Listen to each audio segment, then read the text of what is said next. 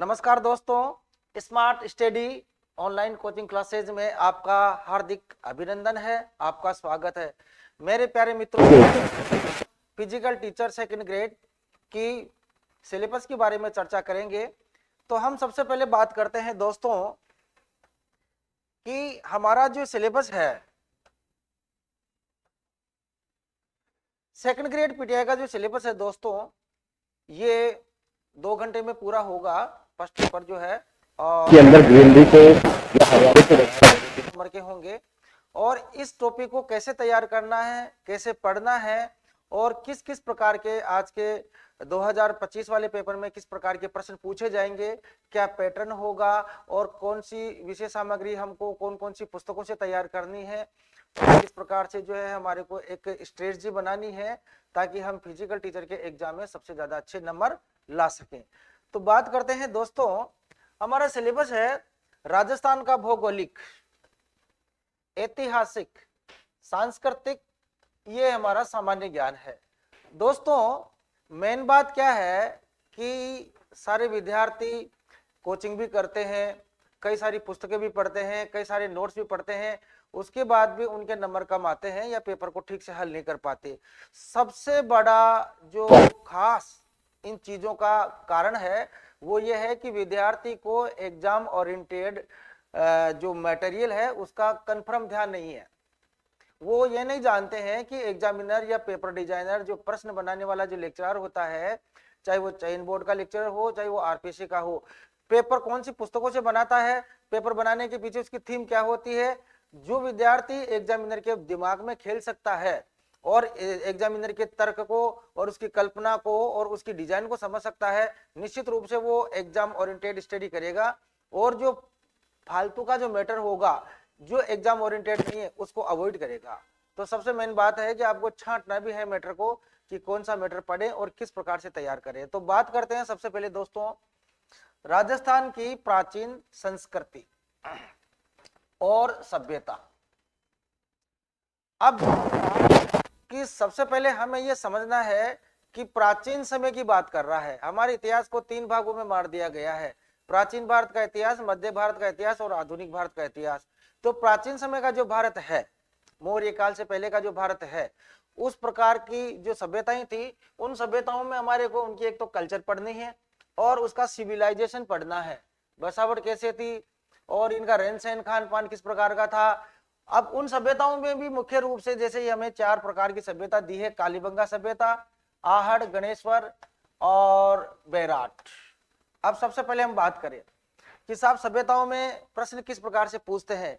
दोस्तों सभ्यताओं में अगर आपको सभ्यताओं का क्वेश्चन तैयार करना है तो इन चारों सभ्यताओं में से किसी एक सभ्यता पे प्रश्न आएगा, क्योंकि एक टॉपिक में से एक यूनिट में से 1 या 2 क्वेश्चन लास्ट मान के चलना, आप इससे ज्यादा प्रश्न नहीं पूछते हैं। तो इतिहास में क्या है कि सबसे महत्वपूर्ण सभ्यताओं में कालीबंगा सभ्यता और आहड़ सभ्यता, ये दोनों सबसे महत्वपूर्ण सभ्यता है। परंतु मैं ये नहीं कह रहा हूं आपको, न इस बात की कोई गारंटी है कि वो आहड़ में से नहीं आ सकता या गणेश्वर में से नहीं आएगा। आपको पढ़ना सबको है, लेकिन सबसे बढ़िया तरीके से तैयार करना है तो हमें कालीबंगा को, आहड़ को और विराटनगर सभ्यता को तैयार करना है। अब देखना इसमें प्रश्न कैसे आते हैं। जब आप कालीबंगा सभ्यता पढ़ोगे तो दोस्तों मैं बता दूं कि कई सारी गाइडों में, कई सारी पुस्तकों में कालीबंगा के बारे में बहुत ज्यादा इंफॉर्मेशन डाल रखी है, परंतु हमारे एग्जाम के काम की क्या है, ये छटनी करना आपको आना चाहिए, ये छांटना आना चाहिए। अगर आपने एग्जाम ओरिएंटेड जो मैटर है उसका सही से कलेक्शन करके और टू द पॉइंट अगर स्टडी कर ली और बढ़िया से समझ लिया, लॉजिकल तरीके से समझ लिया, तब तो आपका क्वेश्चन सही होगा। दूसरी बात मैं बता दूं आपको दोस्तों कि विद्यार्थी क्या करते हैं, इतिहास को समझने की जगह उसके फैक्चुअल डेटा याद कर लेते हैं, लेकिन सारे क्वेश्चन फैक्चुअल डेटाबेस भी नहीं आते हैं, क्योंकि उसके अंदर क्या है कि कॉन्सेप्ट बेस भी क्वेश्चन आते हैं दोस्तों, काल्पनिक प्रश्न भी आते हैं, मेकिंग डिसीजन पावर के क्वेश्चन भी आते हैं, लॉजिकल क्वेश्चन भी आते हैं। अब कालीबंगा का टॉपिक जो है, इसमें महत्वपूर्ण मैं बात बता दूं कि एक तो इसका खोजकर्ता कौन है, जैसे कालीबंगा की खोज 1952 के अंदर अमलानंद घोष ने करी। एक इसके उत्खनन करने वाले कब कौन कौन है, 1961 से लेकर 69 तक लगातार इनका खुदाई का काम हुआ। अब उनमें बीबी लाल है, बीके थापर है, मिश्र है और क्या नाम से श्रीवास्तव है, बहुत सारे इसके उत्खनन करता है। तो आपको ये ध्यान करना पड़ेगा कि जो आए हुए प्रश्न आ रहे हैं उनमें खोज करता तो एक ही होगा, वो तो चेंज नहीं होगा, लेकिन उत्खनन करता जरूर चेंज होंगे। तो एक तो आपको उत्खननकर्ताओं का और खोजकर्ताओं का ध्यान रखना है। दूसरा क्या है कि ये सभ्यता जो है कौन से गांव में थी और वर्तमान में कौन से जिले में आती है और ये कौन सी नदी के किनारे थी, और फिर इसके बाद में इनके उपनाम क्या है, और इनके साथ में आपको ये भी देखना होगा कि इन सभ्यताओं के उत्खनन कार्य में कौन कौन से अवशेष फॉसिल्स या फिर यहाँ पे साक्ष्य प्राप्त हुए हैं। तो अब जैसे अपन बात करें कालीबंगा में, तो कालीबंगा से क्या है कि कपाल छेदन की प्रक्रिया है, कच्ची पक्की ईंटों की फर्श है, नालियां बनी हुई थी, लकड़ी की नालियां थी, जुते हुए खेतों के साक्ष्य मिले हैं, और यहाँ के लोगों को जो है वृत्ताकार और वर्गाकार जो है ना चबूतरे बैठने के आयताकार और ये मकानों के कोने मिले हैं। तो इसका मतलब गणितीय ज्ञान था, ये लोग पढ़े लिखे थे, घरों के दरवाजे उसके मकानों के पीछे होते थे, स्वास्थ्य के प्रति जागृत लोग थे, कृषि के अंदर दोहरी प्रकार की कृषि करते थे, और क्या है कि ये व्यापारिक संबंध इनका कौन कौन सी सभ्यताओं से था, उसके अलावा जो है यहाँ कौन कौन से प्रकार की मोहरें चलती थी, तो उस जमाने में ये किस किस प्रकार की टेक्नोलॉजी का प्रयोग करते थे, ये सभ्यता और संस्कृति का ध्यान रखना है दोस्तों। ऐसा ही कुछ इसका है, ये हमारी मातृसत्तात्मक सभ्यता है और ये क्या है हमारी पितृसत्तात्मक सभ्यता है। ये कालीबंगा नगरीय सभ्यता है और ये ग्रामीण सभ्यता है। ये 2350 से 1750 की है और ये 2000 से लेके 1200 ईसा पूर्व की है। तो हमको ये समझना होगा कि आप जब भी इनकी तैयारी करो तो आपके सामने एक बुक आती है दिशा की, उसके अंदर लगभग 10-12 साल के जो आयु के प्रश्न हैं, जैसे आप ज्यादा पुराने भी ना लें, परंतु मैं आपको बता दूं कि 2016 से लेकर के 2024 में जितने भी पेपर में जो प्रश्न आए हैं, चाहे सेकंड ग्रेड टीचर का हो चाहे वो फिजिकल टीचर का हो, आपको उन सभी प्रश्नों को अच्छे से देख लेना चाहिए, ताकि एग्जामिनर की नेचर का और उसकी प्रश्न बनाने की जो डिजाइन है या उसकी प्रश्न की जो भाषा है वो देख लेना चाहिए। अभी हाल ही में जो पेपर हुआ है संस्कृत डिपार्टमेंट का सेकंड ग्रेड का, बहुत खतरनाक तरीके का जो है ना लॉजिकल पावर उसने एग्जामिनर ने यूज किया और प्रश्नों को बड़ा कंसेप्चुअल बना करके दिया है। कुल मिलाकर के मैं ये कहना चाह रहा था आपको कि कालीबंगा सभ्यता का संबंध सिंधु घाटी सभ्यता से, मोहनजोदड़ो से, हड़प्पा से कैसे था और सभ्यताओं से कैसे था, और कालीबंगा तो आज के लगभग ये 4500 वर्ष पहले की सभ्यता है, लेकिन वर्तमान सभ्यता में या पहले के कालीबंगा सभ्यता के लोगों का रहन सहन, खान पान, पहनावा, प्रोग्राम, फंक्शन, समारोह, उत्सव जिस प्रकार के होते थे, तो आज उनमें कितना परिवर्तन आ गया है। तो प्राचीन इतिहास को ट्रेडिशनल हिस्ट्री को मॉडर्न हिस्ट्री से या प्रेजेंट टाइम से या वर्तमान समय से जोड़ करके कोरिलेट करके एग्जामिनर क्या करंट बेस क्वेश्चन बनाता है। तो इस तरीके से आपको इसको पढ़ना होगा, जब भी जाकर के आप जो है इनमें पूरे प्रश्न सही कर सकते हो। दोस्तों कालीबंगा में आहड़ में तुलना करनी है, अंतर क्या था, गणेश्वर ये सबसे प्राचीन सभ्यता है और बेराट सभ्यता, तो बेराट सभ्यता लो युगीन सभ्यता है, जबकि ये आपकी कालीबंगा कांस्य युगीन है। मैं सारी 100 बातों की अगर एक बात करूं दोस्तों, तो कुल मिलाकर के उस सभ्यता का महत्वपूर्ण कीवर्ड क्या है, मेन इंपॉर्टेंस किसका था। जैसे मान लो बेराट सभ्यता है, अब इसमें से ऐसे प्रश्न नहीं पूछेगा कि साहब ये अर्जुन की गंगा बाणगंगा नदी के किनारे सभ्यता बसी हुई ना, जैसे बाबरू शिलालेख का प्रश्न पूछता है एग्जामिनर लगभग ज्यादा करके, क्योंकि ये एक बहुत बड़ी बात थी कि अशोक मौर्य तो वहां का बिहार का रहने वाला था, लेकिन अशोक महान ने अपने शिलालेख वगैरह यहाँ पे भी स्थापित करवाए और यहाँ पे अकबर के कई सारी टकसालें वगैरह थी। तो कुल मिलाकर बात यह है कि उस जमाने में बेराट में सबसे ऊंचा विकास या नई चीजें क्या क्या रही, उनके ऊपर आपको फोकस करना होगा। इसके बाद में अपन बात करें कि 8वीं से 18वीं शताब्दी तक का राजस्थान का इतिहास। दोस्तों 8वीं शताब्दी से 18वीं शताब्दी, तो आप देखना ये एक शासक है, इसका नाम है हर्षवर्धन।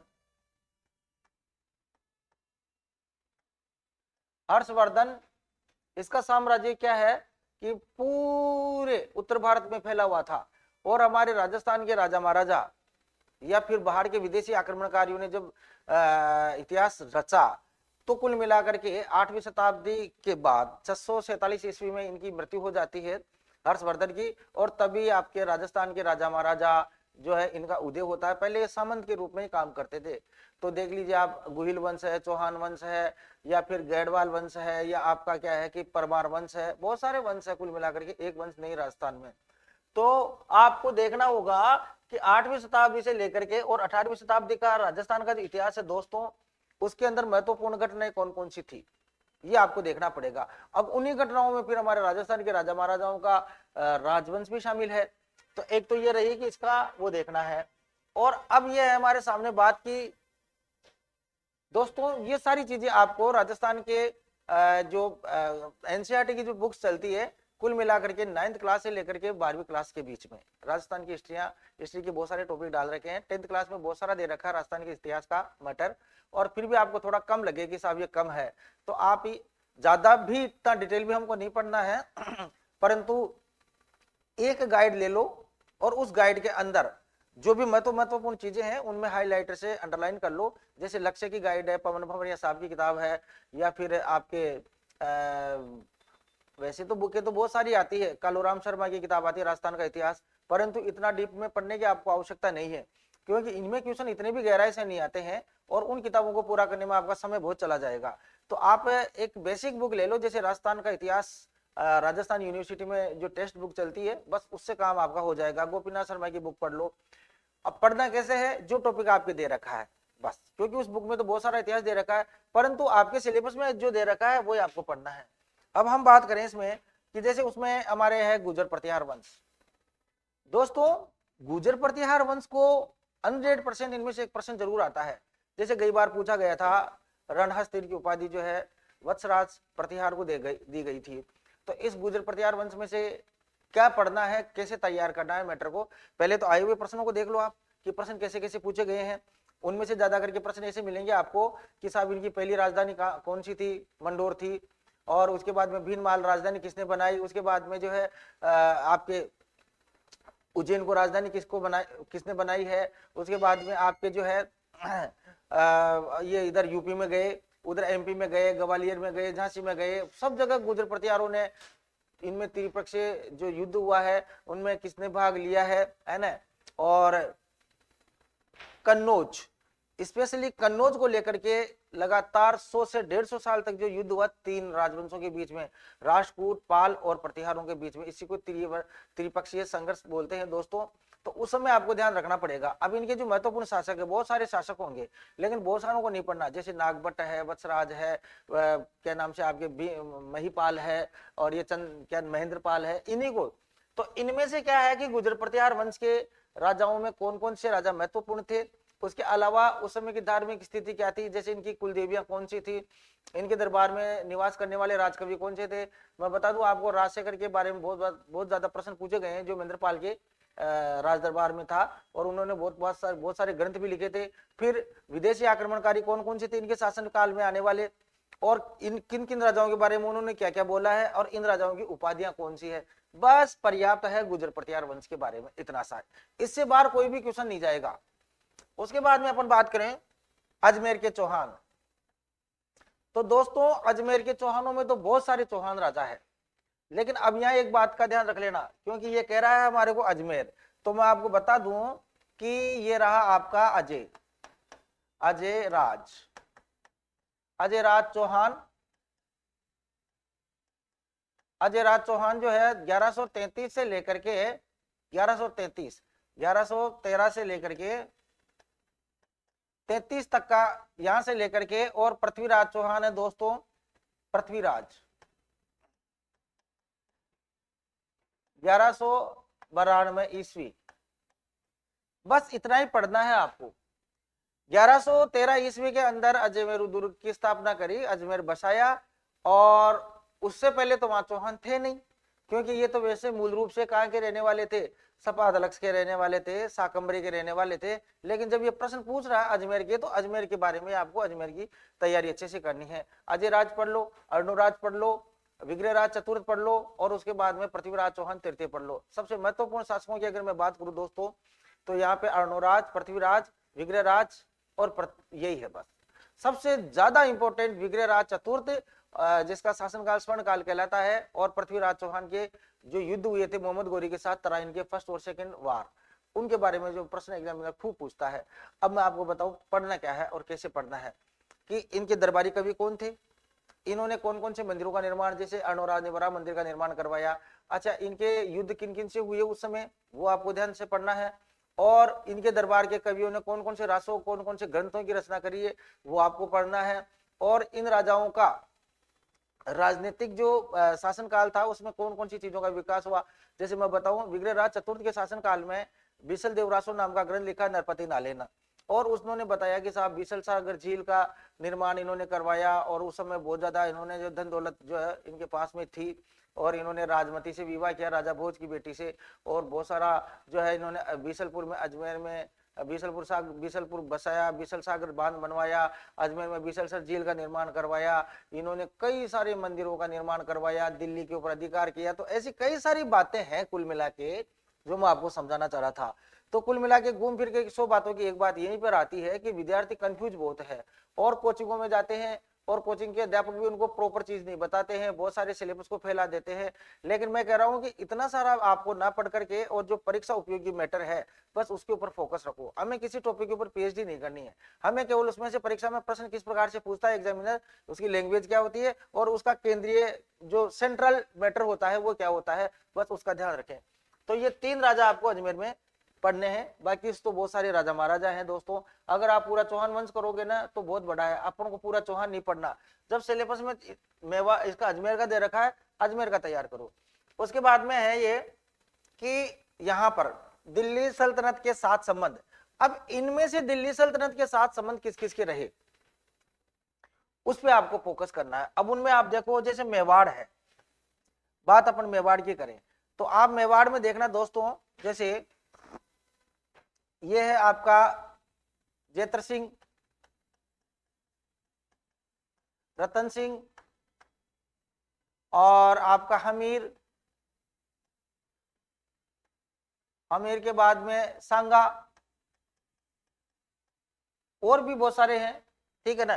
तो उनके साथ साथ में मेवाड़ का कौन कौन से मेवाड़ के युद्ध हुए है ना, जैसे इल्तुतमिश ने भी आक्रमण किया यहाँ पे, और बहुत सारे, मतलब मैं बता दूं सल्तनत काल में इब्राहिम लोदी था, राणा सांगा के साथ में खातौली का युद्ध हुआ 1517 के अंदर, तो बाबर ने भी युद्ध किया है।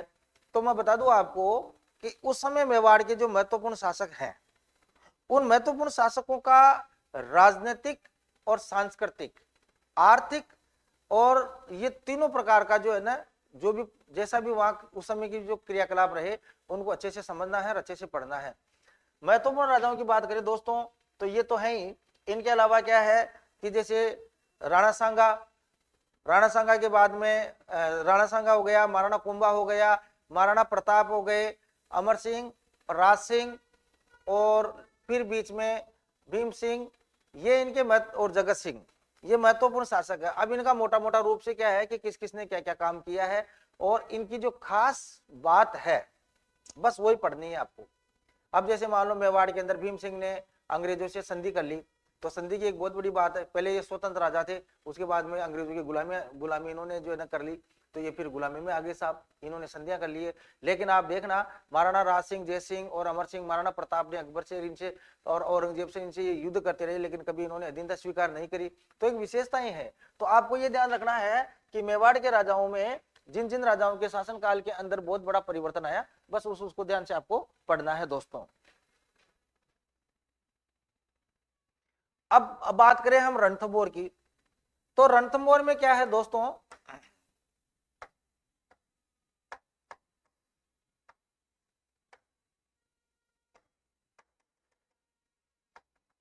रणथंभौर में अगर अपन बात करें तो रणथंभौर में ये है हमारा रणथंभौर। अब रणथंभौर में कौन कौन से शासक होंगे देखिए आप,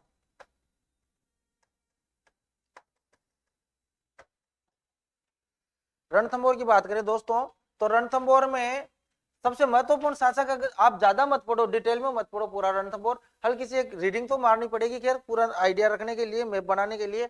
लेकिन रणथंभौर में सबसे महत्वपूर्ण शासक है, उसका नाम है हमीर। अमीर से बाहर कोई क्वेश्चन जाता ही नहीं है रणथंभौर में। अमीर के दरबारी कवि कौन कौन से थे, अमीर के अलाउद्दीन खिलजी के जब युद्ध हुआ तो इनके जो सेनापति थे कौन कौन से ने विश्वासघात किया, रणपल, रतिपाल वगैरह, और उस समय गुरुदास सैनी और ये धर्म सिंह, भीम सिंह, ये जितने भी जो सेनापति थे इनके बारे में, इन्होंने इनकी क्या क्या एक्टिविटी रही अलाउद्दीन खिलजी के साथ में, किस प्रकार से उन्होंने आक्रमण किया, कैसी योजनाएं रही युद्ध की, जलालुद्दीन खिलजी ने क्या बोला और किस प्रकार की योजनाएं रही, वो असफल क्यों रहा और अलाउद्दीन खिलजी सफल क्यों हो गया, और यहाँ पे कौन सा जौहर हुआ, जल हुआ या फिर अग्नि जौहर हुआ, और अमीर के युद्धों की जानकारी, अमीर के शासन की जानकारी कौन कौन से ग्रंथों से मिलती है। तो अब ये भी आ जाता है, जैसे एक पेपर में मैंने देखा था, उसमें आया था कि सिंह सुवन सतपुरुष वचन कदली फलत एक बार तिरिया तेल हमीर हट चढ़े न दूजी बार। निम्नलिखित में से ये पंक्तियां कौन से ग्रंथ से, और ऑप्शन में बहुत सारे डाल रखे थे। हमीर हट ग्रंथ जो उसका है पंडित चंद्रशेखर का, उसके अलावा उसमें क्या है कि अमीर देवरासो, बहुत सारे ग्रंथ थे कुल मिलाकर के, है ना, हमीर आयन थे। तो आपको ये देखना है कि एक तो इनका साहित्य ग्रंथ वगैरह, दरबारी कवि, युद्ध कौन कौन से हुए, विजय कौन से युद्ध में हुई, और कितने युद्ध अमीर ने जो है ना जीते, और कितने कौन कौन से इन्होंने क्या है कि उस समय यज्ञ वगैरह करवाए। तो वही वाली बात घूम फिर के इधर भी आ गई है कि इनका सांस्कृतिक और राजनीतिक दोनों उपलब्धियों का आपको ध्यान रखना पड़ेगा। तो ये रणथंभौर में सबसे महत्वपूर्ण ये है। राजा तो और भी थे, यहाँ वीर नारायण था, प्रहलादन था, वाघभट्ट था, जेतर सिंह था, लेकिन सबसे ज्यादा फोकस आपको हमीर के ऊपर करना है बस। तो आपको क्या है, कम समय में अधिक तैयारी हो जाएगी, हमको परीक्षा पास करनी होती है। इसके बाद में अगर अपन बात करें दोस्तों तो जालोर की, तो देखो जालोर में क्या है, बहुत सारे शासक थे, कीर्तिपाल से लेकर के और लास्ट तक चले जाओ आप कानरदेव सोनगरा तक, बहुत सारे शासक थे। लेकिन हमारे को ज्यादा करके फोकस किस पे करना है, जिसकी वजह से उसका विनाश हुआ, या जिसकी वजह से उसकी उपलब्धियां प्राप्त हुई, या जिस राजा के शासन काल में जालोर सबसे ज्यादा हाईलाइट हुआ। कानरदेव सोनगरा इसमें सबसे महत्वपूर्ण शासक है, इसका बहुत गहराई से ध्यान रखना पड़ेगा। परंतु आपको इसके साथ साथ कल्चर भी ध्यान रखनी पड़ेगी कि सोनगरा शासकों की कुलदेवी कौन है, इनका आदि पुरुष कौन है, इनका अंतिम शासक कौन सा था, युद्ध होने के कारण क्या थे, और उस युद्ध के अंदर जो है हारने के कारण क्या थे, अलाउद्दीन का जालोर पे अधिकार होने का कारण क्या था, इसका नाम बदल के क्या रख दिया, जोहर किसने किया, और उस समय क्या है कि विश्वासघात कौन कौन से ने किया, कौन से सरदार थे, आदि आदि बातें जो है ना, इनमें इनसे बाहर क्वेश्चन नहीं जाएगा पीटीआई की परीक्षा में।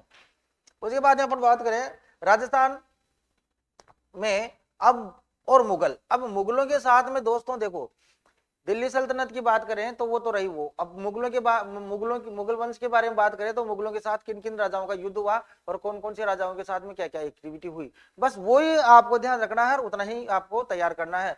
पढ़ना पूरा है, जानकारी पूरी रखनी है, लेकिन मजबूती से जो मैटर तैयार करना है और जो क्वेश्चन डिजाइन करने हैं वो उसके ऊपर करने हैं। तो इसमें राणा सांगा की बात कर ली हमने।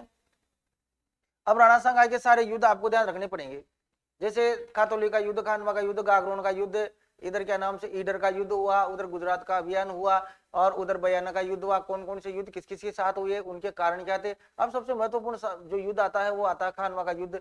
बाबर के युद्ध में जीतने के कारण कौन सी उपाधि बाबर ने धारण करी, गाजी की उपाधि करी। राणा सांगा को हिंदू पति बोलते हैं, हिंदू पद बोलते हैं, हिंदूजा सुल्तान बोलते हैं, हिंदू सूरज बोलते हैं। ये सारी उपाधियां आपको ध्यान में रखनी पड़ेगी। राणा सांगा ने कौन सी पत्रिका बंटवाई, परवन पत्रिका बंटवाई, कौन कौन से राजा गए, कौन वीरगति को प्राप्त हो गए, राणा सांगा का प्रधान सेनापति कौन था, मुस्लिम सेनापति कौन था, हकीम का सूरी पठान किसकी सेना का सेनापति था, राणा सांगा के साथ क्या घटना हुई, राणा सांगा की हार के मुख्य कारण में क्या कारण रहे, ये सारी की सारी बात आपको सांगा में पढ़नी पड़ेगी। उसके बाद में महाराणा प्रताप की बात करें तो दोस्तों महाराणा प्रताप का भी आपको देखो, महाराणा प्रताप की तो खैर बात ही अलग है। महाराणा प्रताप की तो दोस्तों आपको महाराणा प्रताप जयंती कब मनाई जाती है, महाराणा प्रताप का जन्म कब हुआ, महाराणा प्रताप की मृत्यु कब हुई, और महाराणा प्रताप ने जो है हल्दी घाटी का जो युद्ध हुआ उसके कारण क्या रहे, और हल्दी घाटी के युद्ध में महाराणा प्रताप का की शुरुआत कहाँ से होती है, जैसे कुंभलगढ़ से लेकर के गोगुंदा, गोगुंदा से लेकर के खमनोर, खमनोर से होते हुए हल्दी घाटी के, उधर भी मान सिंह का भी देखना पड़ेगा कि वो जो है अकबर के मैगजीन दुर्ग से होता हुआ, फिर इधर मांडलगढ़, मांडलगढ़ से लोसिंग होता हुआ, इधर होता हुआ, और वो सीधा का सीधा क्या है कि आपके हल्दी घाटी पहुंचा। तो ये कहां से आए और युद्ध के सेनापति कौन थे। दूसरा, महाराणा प्रताप के शासनकाल की सारी जानकारी करनी पड़ेगी, महत्वपूर्ण टॉपिक है। महाराणा प्रताप की हाल ही में करंट में कौन सी नंबर की जयंती मनाई गई है, चेतका स्मारक कहां पर है, महाराणा प्रताप का मुकुट किसने पहना, महाराणा प्रताप के सेनापतियों में क्या नाम से मुस्लिम सेनापति कौन था, चंदावल कौन था, हरावल कौन था, और उधर क्या नाम से मान सिंह के हाथी का नाम, प्रताप के हाथियों के नाम, और इस युद्ध घाटी के अंदर, हल्दी घाटी युद्ध के अंदर झूठी अफवाह किसने फैलाई। अब्दुल कादिर बदायूं ने आंखों देखा हाल लिखा तो उसने क्या बोला जब राजपूतों की मतलब मरने की संख्या बढ़ रही थी, और क्या है इस युद्ध के उपनाम क्या है, आते हैं ना कई बार कि ये तो क्या है कि राती घाटी का युद्ध है, रक्त तलाई का युद्ध है, मेवाड़ का थर्मोपोली का युद्ध है, गोगुंदा का युद्ध है। ये सारी की सारी बातें बारीकी से पीटीआई परीक्षा में कहीं से भी प्रश्न आ सकता है जो टॉपिक दे रखा है। तो महाराणा प्रताप का टॉपिक राजस्थान के इतिहास में दे रखा है क्लास 10 11वीं में, तो आप देखो और उसके अंदर जितना मैटर है उसको बढ़िया से तैयार करो और फिर कम पड़ता है तो जो टेक्स्ट बुक आपने खरीदी है उसके अंदर से उसको शामिल कर लो और अच्छे से नोट्स तैयार करके और उसको क्वेश्चन की फॉर्म में लिखो, वन लाइनर में, जैसे कि एक क्वेश्चन ही है बस। तो ये महाराणा प्रताप का हो गया। आमेर के मान सिंह की बात करें तो दोस्तों महत्वपूर्ण टॉपिक है आमेर का मान सिंह भी, क्योंकि आमेर का जो मान सिंह है, मान सिंह ने कौन कौन से युद्ध अभियान किए अकबर के, और कौन कौन सी जगह का ये सूबेदार बना, और मान सिंह की अकबर के शासनकाल में 12 साल की उम्र से लेकर के और निवासी तक ये जो है अकबर की सेवा में रहा दोस्तों, उसका दत्तक पुत्र था। अब ये सारी बातें आपको ध्यान से समझनी होगी कि अकबर का दत्तक पुत्र बना, अकबर की सेवा में अल्पायु में चला गया, और उसके बाद में इसको क्या है फर्जंद की उपाधि दे दी, बेटा बना लिया, और मान सिंह को 7,000 की मनसब भी दी, सबसे ज्यादा बड़ा मनसबदार भी था। मनसब क्या होती है, और मान सिंह के युद्ध अभियानों को क्रम से पढ़ना है आपको कि इसको सबसे पहले कहाँ भेजा और वो अकबर के साथ कहाँ गया, गुजरात अभियान पे गया या दक्षिण भारत के अभियान पे गया, और जब इसके पिता भगवंत दास की मृत्यु हुई तब ये कहाँ था, इसका प्रथम राज्याभिषेक अकबर ने कहाँ किया, विधिवत कहाँ हुआ, सारी की सारी बातें, शिला देवी की मूर्ति कहाँ से लेके आया, कौन कौन से राजाओं को हराया, और हल्दी घाटी युद्ध में मान सिंह को जब शिष्टमंडल का दूसरे नंबर का सदस्य बना करके भेजा, महाराणा प्रताप के इनकी क्या बीच में बात हुई, और जब ये युद्ध हार जाता है, महाराणा प्रताप को बंदी नहीं बना पाता तो अकबर इससे रुष्ट हो गया, और इसकी मनसब किसने घटाई, जहांगीर ने घटाई या अकबर ने घटाई, और मान सिंह का जो भांजा था खुसरो शाह मानबाई का बेटा, उसके उन दोनों के बीच में जो आपस में तकरार हुई जहांगीर के बीच में, वो अंधा बना देता है, तब इसका रिएक्शन क्या रहा, वो जहांगीर से क्यों चिढ़ता था, सारी की सारी बातें मान सिंह की। मान सिंह क्या है कि उधर लाहौर से कौन सी, फारस से कौन सी कला लेकर के आया, मीनाकारी कहां से लेके आया, सारी बातें जो है आपको मान सिंह में पढ़नी पड़ेगी, तब जाकर के मान सिंह का क्वेश्चन तैयार होगा आपका। उसके बाद में अपन बात करते हैं चंद्रसेन राठौड़ की।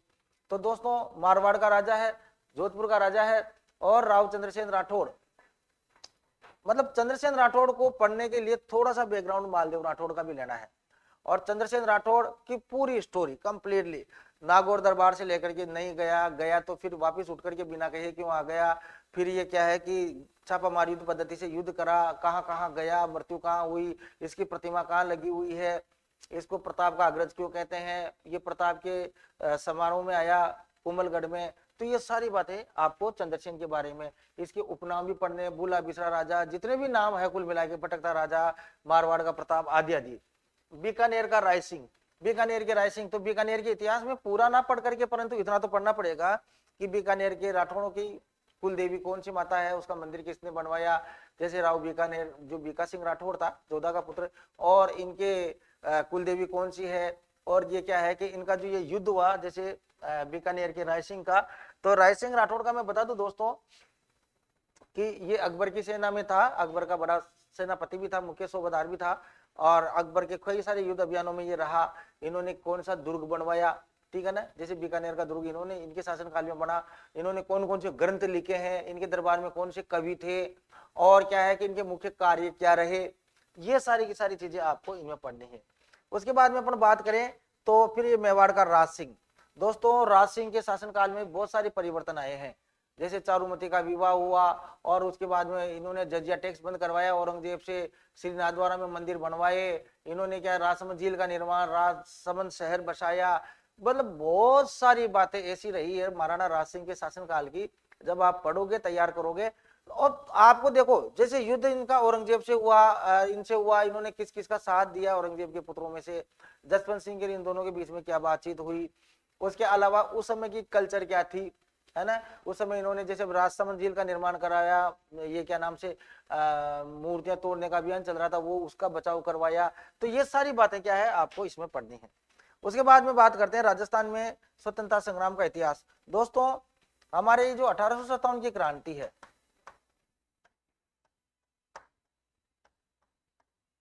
1857 की जो क्रांति है उसके बारे में आपको डिटेल से पढ़ना पड़ेगा।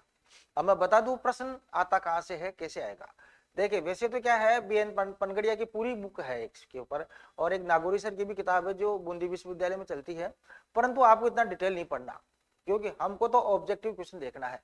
पर ये मैं जरूर बता दूं कि 1857 की क्रांति पढ़ोगे तो तैयार कैसे करोगे, कहां से शुरू हुई, जैसे मेरठ से शुरू हुई, क्यों, क्या कारण रहे, राजनीतिक कारण कौन से थे, और सामाजिक कारण कौन से थे, धार्मिक कारण कौन से थे, तत्कालीन कारण कौन सा था? जैसे ब्राउन बेस्ड राइफल की जगह उन्होंने इनफील्ड राइफल लगाई और उसमें गाय और सुअर की चर्बी के कारतूस लगा दिए।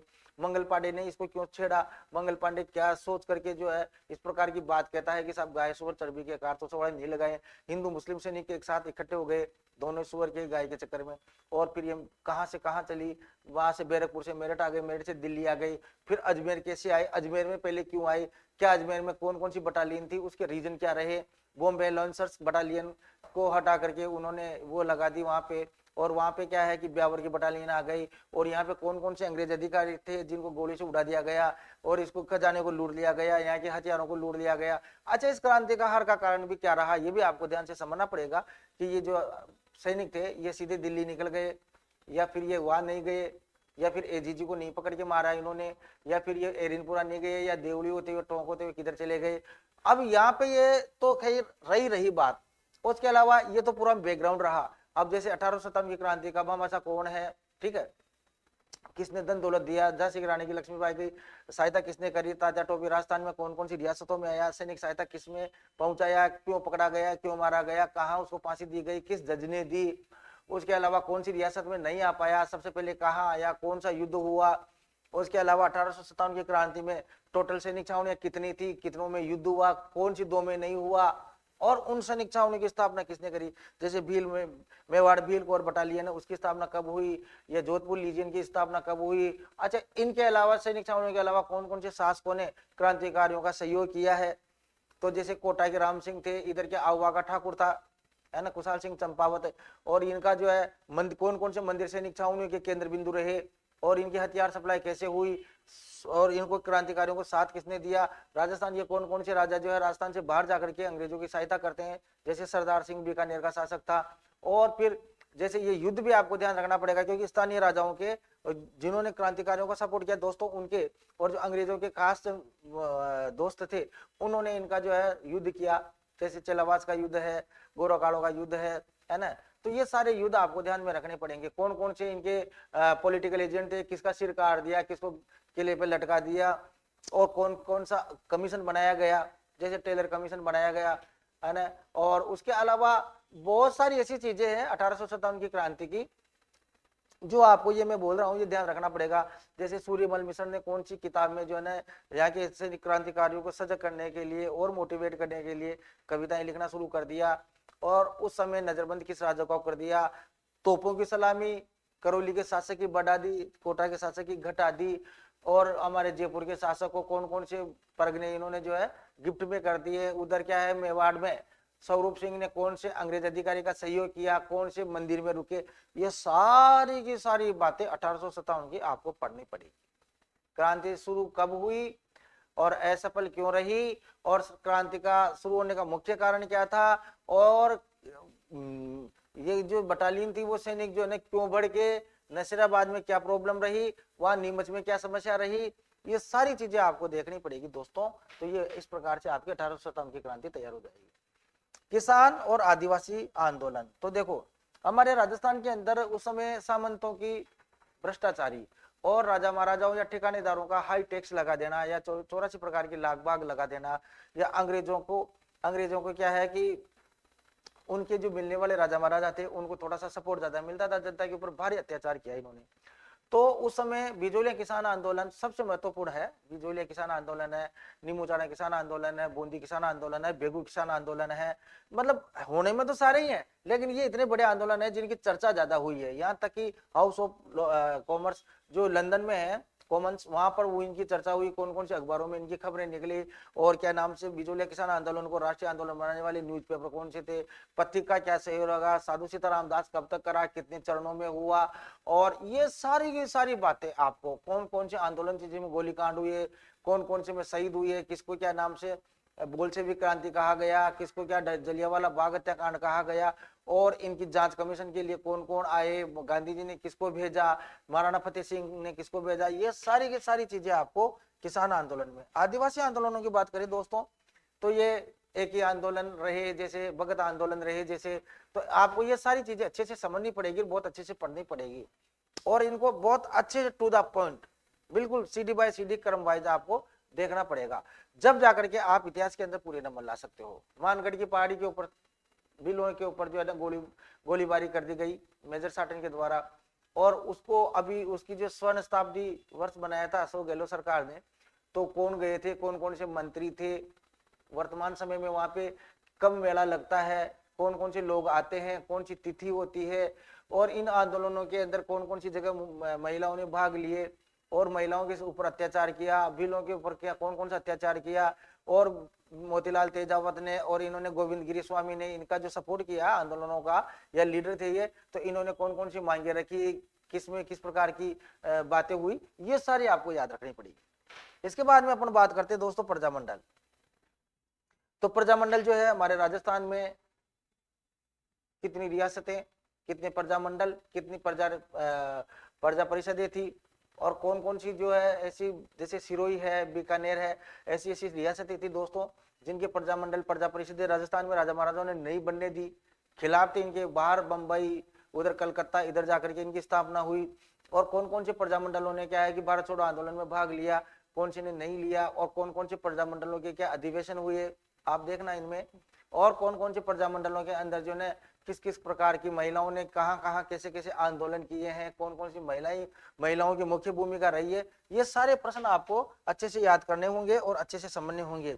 और ये भी है कि इनके प्रजामंडलों की स्थापना कब हुई, जैसे 1931 से लेकर के और 1945 तक लगातार जो है वो होते हैं। जैसे मैंने देखा कि अभी सेकंड ग्रेड में क्वेश्चन आया था कि भोगीलाल पांड्या का संबंध कौन से प्रजामंडल के से है, कई बार इनके संस्थापक पूछ लेते हैं, कई बार इन प्रजामंडल की क्या अधिवेशन के अध्यक्षों का नाम पूछ लेते हैं, कई बार ये कह देते हैं कि कौन कौन सी महिलाएं जो है किस प्रजामंडल से संबंधित नहीं थी, ये सारी बातें।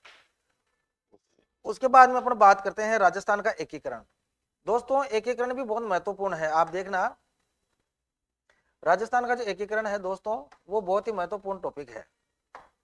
तो राजस्थान के एकीकरण में भी आपको सारी चीजें पढ़नी पड़ेगी, राजस्थान के एकीकरण में भी सारी चीजें पढ़नी पड़ेगी। तो अब आप देखना इसमें कि राजस्थान का जो एकीकरण हुआ वो सारा पढ़ना पड़ेगा, कितनी रियासतें थी, कितने ठिकाने थे, अंग्रेजों के सानिध्य में रहने वाले ठिकाने कौन कौन से थे, है ना, और उन ठिकानों को क्या क्या पावर मिला हुआ था, उन रियासतों का एकीकरण कैसे हुआ।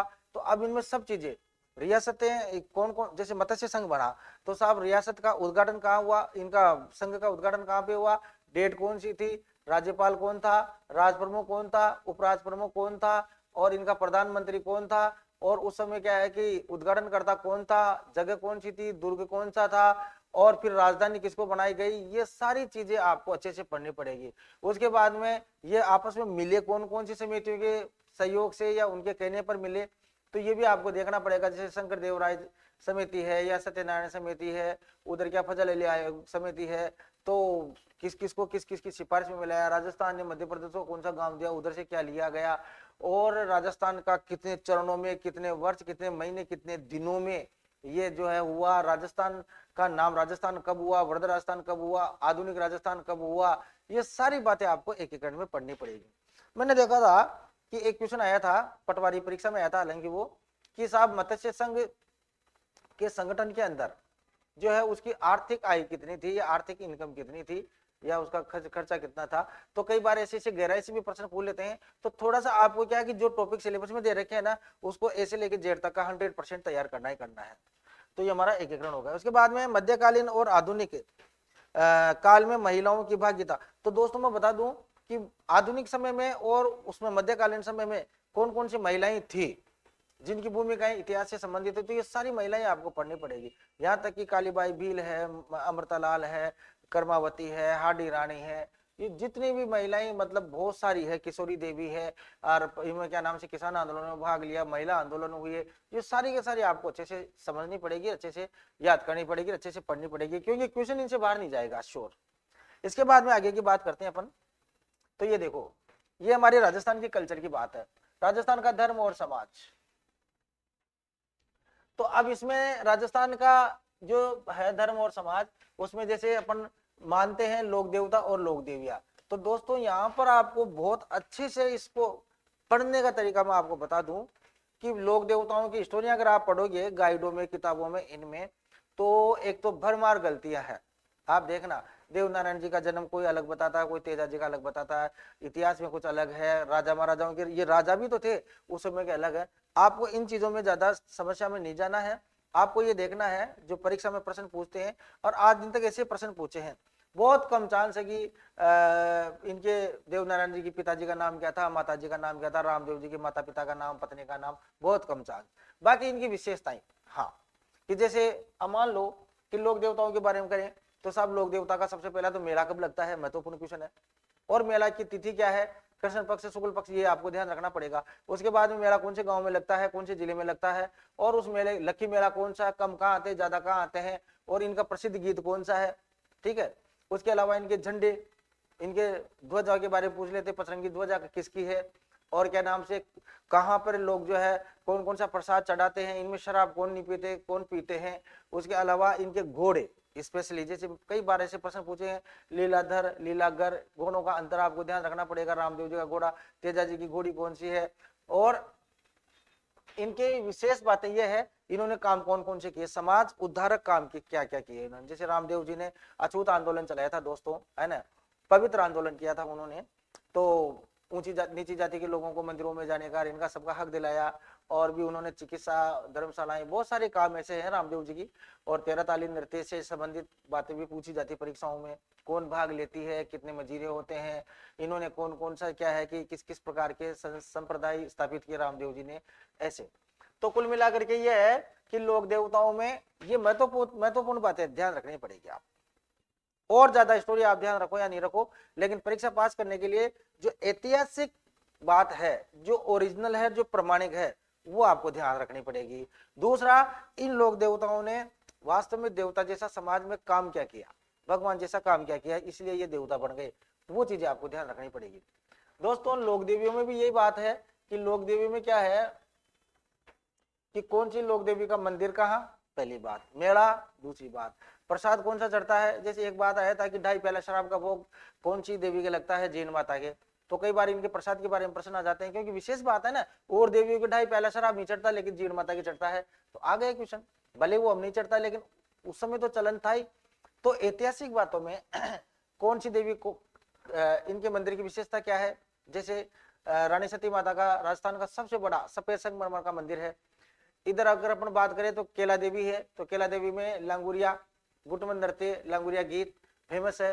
कौन से वंश की कुल देवियां हैं, और कौन से लोग इसके पुजारी होते हैं, और कौन कौन सी देवियां का जो मेला कब कब भरता है, इनकी प्रसिद्ध मंदिर कहाँ पर है, राजस्थान में सबसे लंबा गीत कौन सी लोक देवी का, छोटा किसका, और सबसे बड़ा लक्की मेला कौन किसका है। और ये बातें क्या है कि वर्तमान समय से, क्योंकि मैं आपको बता दूं कि इन मेलों के अंदर कलेक्टर, मजिस्ट्रेट, सीआर, डीआर, विधायक, ये सब लोग जो है जाते हैं, इनकी भूमिका होती है, प्रशासन की भूमिका होती है। इसका मतलब ये हुआ प्रश्न तो भले धर्म का होगा, देवी देवताओं को होगा, लेकिन उसमें हमारे प्रशासन की भूमिका भी होती है, राजनीति की भूमिका भी होती है।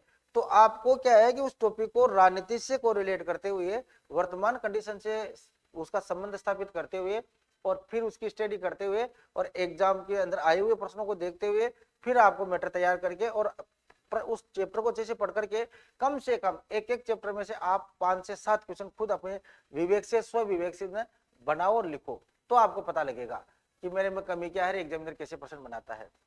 इसके बाद में अपन राजस्थान के लोक संतों की बात करें दोस्तों, तो राजस्थान में तो बहुत सारे लोक संत है, संतों की कोई कमी नहीं है, परंतु फिर भी मैं बता दूं आपको कि मुख्य संप्रदायों में, मुख्य संतों के अंदर आपको जो 10-12 संत संप्रदाय है उनको तो अच्छे से समझना पड़ेगा और उनको गहराई से जानना पड़ेगा। जैसे दादू संप्रदाय है, आपके निम्बारकाचार संप्रदाय है ना, और संत लालदासी संप्रदाय है, इधर क्या है कि रामसनेही संप्रदाय शाहपुरा की है। अब इनमें देखो बहुत बहुत बड़ी विशेषताएं हैं। लालदासी संप्रदाय, इसके बारे में आते हैं बहुत सारे क्वेश्चन, मैंने हर परीक्षा में देखे हैं। जैसे जाम्बूजी संप्रदाय है, पर्यावरण के वैज्ञानिक है, उधर देख लो आप, खुद कमा के खाते हैं लालदासी संप्रदाय के साधु। इधर रामसनेही संप्रदाय, ये देखो गुरु के नाम पर इनके ऊपर बहुत बड़ी वो है, क्या है कि एशिया का सबसे बड़ा रामद्वारा भी है। तो ये जितने भी संप्रदाय हैं दोस्तों, इनके अच्छे से आपको समझ होनी चाहिए और अच्छे से इनकी तैयारी होनी चाहिए। तो अब एक तो इनके आश्रम कहाँ पर है, इनकी पीठ क्या कहाँ पर है, कितनी पीठें हैं, इनके साधुओं की विशेषता क्या है। जैसे दादू संप्रदाय के खाकी साधु होते हैं, उनके ऊपर क्वेश्चन आया हुआ पहले। तो ऐसी क्या है कि एग्जामिनर बहुत गहराई से, बहुत बारीकी से ऐसी चीजें पूछता है जो वास्तव में उस समय की एक बहुत बड़ी उपलब्धि वाली बात हो, तो उन चीजों को ध्यान में रख करके आपको पढ़ना है। बाकी इतना कोई जरूरी नहीं है कि राम स्नेह संप्रदाय की स्थापना जिस महात्मा ने करी है, उनके पिताजी कौन थे, उनकी माँ कौन थी, उनका जन्म कहाँ हुआ, ये पैटर्न अब नहीं है। अब नया पैटर्न है एग्जाम का, नई सोच के द्वारा प्रश्न बनाए जा रहे हैं। और चयन बोर्ड में तो मैं बता दूं, जो प्रोफेसर क्वेश्चन बनाते हैं बहुत डीपली और गहराई से बनाते हैं दोस्तों। सिंपल क्वेश्चनों की आशा करना मत, क्योंकि कंपटीशन इतना हाई फाई है, हमको अच्छे से अच्छी कठिनाई के लिए तैयार होना चाहिए। तो इस प्रकार से तैयार करना है। अब अपन करें बात राजस्थान की, इसकी वास्तुकला, मंदिर, किले और महल। तो देखो आप यहाँ पर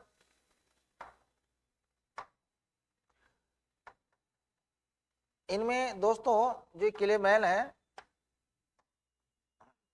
तो यहां पर क्या है कि इनमें प्रश्न बहुत आते हैं। अब जैसे वास्तुकला में, तो अब आपको पूरा गहराई से वास्तुकला का पूरा एक 3-4 पेज का मैटर तैयार कर लेना चाहिए कि भाई वास्तुकला का राजस्थान में जनक किसको बोलते हैं, वास्तुकला में कौन से राजा महाराजाओं ने, जैसे राणा कुंभा के बारे में बातचीत आती है, ये स्थापत्य कला के जनक मानते हैं इनको। और अब ये कौन कौन से मंदिर है, तो मंदिरों में तो कोई कमी है नहीं हमारे राजस्थान में, लेकिन ऐतिहासिक मंदिर कौन से हैं, उन मंदिरों में विशेषता मंदिरों की कौन कौन सी है। जैसे 1414 44 खंभों का मंदिर कौन सा है, 1200 का कौन सा है, सबसे बिना खंभों का कौन सा है, सबसे बड़ा पांडाल वाला मंदिर कौन सा है।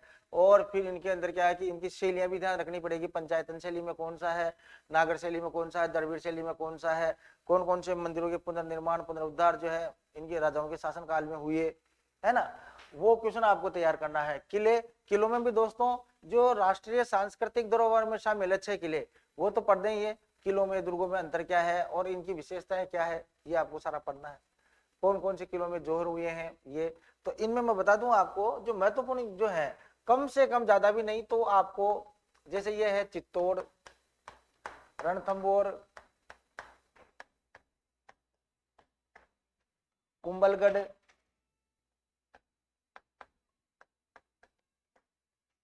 सोनारगढ़,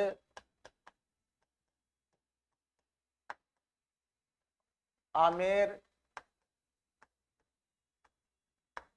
गागरोन, ये तो आपको बहुत जरूरी है पढ़ना, महत्वपूर्ण है। इनके अलावा जैसे अमीर खां पिटारी का, उसकी पत्नी को कहाँ कैद किया गया, और इनमें और जो किले हैं वो कौन से में बाबर रुका, कौन से में नहीं रुका, और ये किलों के अंदर कौन से में जो है चांदी के गोले दागे गए, है ना। तो ये सारे किले भी आपको महल वगैरह पढ़ने पड़ेंगे। इन किलों में कौन कौन से महल है, इनके बारे में क्वेश्चन पाते हैं, कई बार बहुत प्रश्न पूछे जाते हैं। तो आपको मैटर को क्या है कि एकदम से जो महत्वपूर्ण है वो याद करना। नहीं तो राजस्थान में तो अगर मान लो इतने सारे रियासतें थी, इतने सारे ठिकाने थे, तो किले तो सब जगह थे नहीं, सब जगह के सारे किले याद न करके और महत्वपूर्ण किलों के बारे में जो है। अब जैसे प्रश्न आते हैं कुंभलगढ़ के बारे में कि भाई भारत की सबसे great wall of India, Chhattisgarh का 36 किलोमीटर का लंबा परकोटा है कुंभलगढ़ दुर्ग का। तो ऐसे आपको याद रखना है और इसको पढ़ना है। पेंटिंग के बारे में भी दोस्तों क्वेश्चन आते हैं, सबसे महत्वपूर्ण, ज्यादा भी नहीं, तो आप है कि ये बनी ठनी है, एक तो बनी ठनी, ये तो सबसे महत्वपूर्ण है ही है। किशनगढ़ की चित्रशैली, किशनगढ़ के अलावा हालांकि पांचों जो स्कूलें थी राजस्थान के अंदर, उसमें आपको थोड़ी थोड़ी जानकारी तो सबकी लेनी है, लेकिन एक तो आपको ये जो हमारे नाथद्वारा चित्रशैली है, एक आपकी आमेर चित्रशैली है, अलवर चित्रशैली है, और आपकी मारवाड़ चित्रशैली है, ये तो आपको अच्छे से पढ़नी चाहिए। और एक आपकी किशनगढ़ चित्रशैली है। इनमें से प्रश्न आते हैं। अब प्रश्नों में भी क्या देखना है कि साहब चित्र तो महिलाओं के सब जगह बनते थे, परंतु बनी ठनी के चित्र में और चित्रों में अंतर क्या है, आंखों की डिजाइन कैसी थी, बालों की अब देखो इसकी बनी ठनी में कमर के नीचे जाते हुए बाल, और क्या है कि सुई की चोंच जैसा नाक, और कानों के अंदर वो गहना और सफेद चुनरी, और वहां पे सरोवर के किनारे बैठती हुई महिला, और पक्षी जो है आपस में नाव चलाता हुआ राजकुमार, पक्षी कलरव कर रहे हैं, क्रीड़ाएं कर रहे हैं, बाग बगीचों के सीन, चांदनी रातों के सीन, जो भी विशेषताएं है वो, बूंदी चित्रशैली, कोटा चित्रशैली, पशु पक्षियों की चित्रशैली है। तो आपको ये सब कुछ जो है ना अच्छे से, और इसको प्रभाव में लाने का काम किसका है, किताब का नाम क्या है, राजपूत पेंटिंग्स किसने लिखी, सारी बातें आपको बारीकी से मोटी मोटे रूप में इसको समझना है। उसके बाद में मेले त्योहारों में तो दोस्तों फैक्चुअल क्वेश्चन है, कौन कौन से त्योहार, कौन कौन से मेले कहाँ कहाँ लगते हैं, पर जिसमें ज्यादा महत्वपूर्ण पशु मेले हैं। सामान्य मेले कम आते हैं, पशु मेलों पे बहुत प्रश्न आ जाते हैं। और एक आपको क्या है कि त्योहारों का ध्यान रखना है।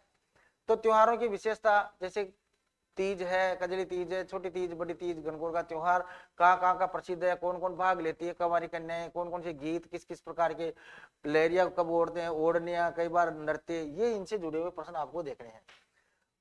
वेशभूषा में सबसे ज्यादा है महत्वपूर्ण आदिवासियों की, आदिवासी आदिवासी महिलाओं की, आदिवासी महिलाओं की वेशभूषा, केरीबात, जवारबात, बहुत सारे टाइप के हैं, मतलब वो आपको ध्यान रखना पड़ेगा। और पोशाकों में पुरुषों की पोशाक, आभूषणों में ये सबसे महत्वपूर्ण है दोस्तों। कई बार आया है, जैसे एक तो है चोप, चाप और गोखरू,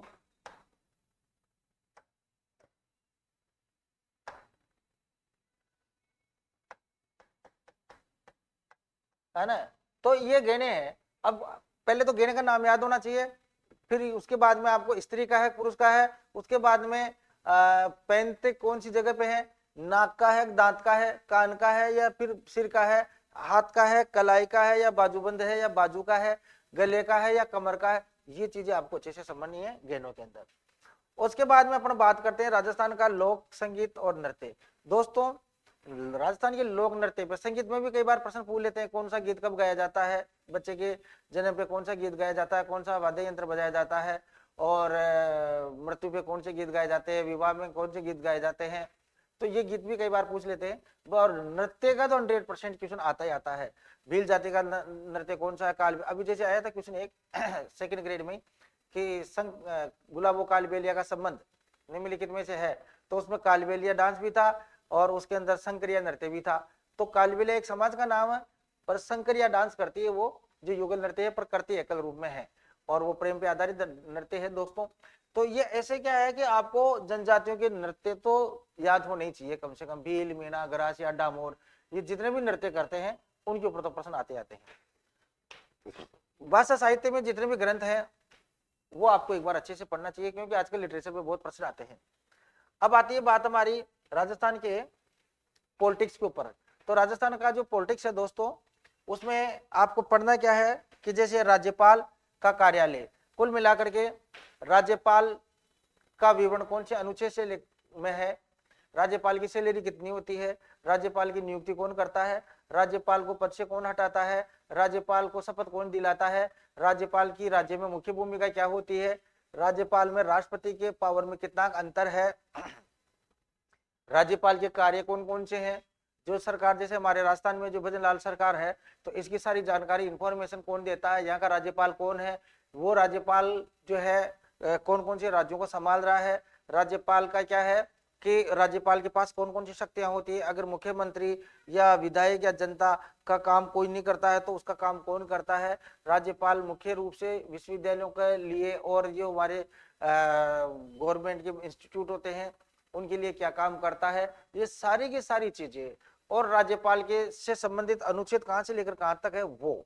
ये आप डिटेल में पढ़ोगे और अच्छे से समझोगे और उसको याद रखोगे, और एकदम शॉर्ट फॉर्म में उसके नोट्स तैयार करके उसको क्वेश्चन की वन लाइनर उसमें नोट्स फॉर्म में लिख लोगे, ताकि डेली के डेली उसका रिवीजन करते रहो। तो दोस्तों जैसे अब आपको ये पढ़ना है ना, तो आगे पढ़ोगे आप, भारत का संविधान भी तो उसमें भी है, तो राष्ट्रपति में राज्यपाल में अंतर क्या है, तो अंतर में तो देखिए शक्ति में तो बहुत सारा काम लगभग भले एक जैसा होगा, ये राज्य में करता है वो सेंटर में करता है, पर मैं आपको बता दूं अनुच्छेदों में तो अंतर आएगा ही आएगा, वो कौन से अनुच्छेद से कौन से अनुच्छेद में आता है, ये कौन से अनुच्छेद से कौन से अनुच्छेद में आता है।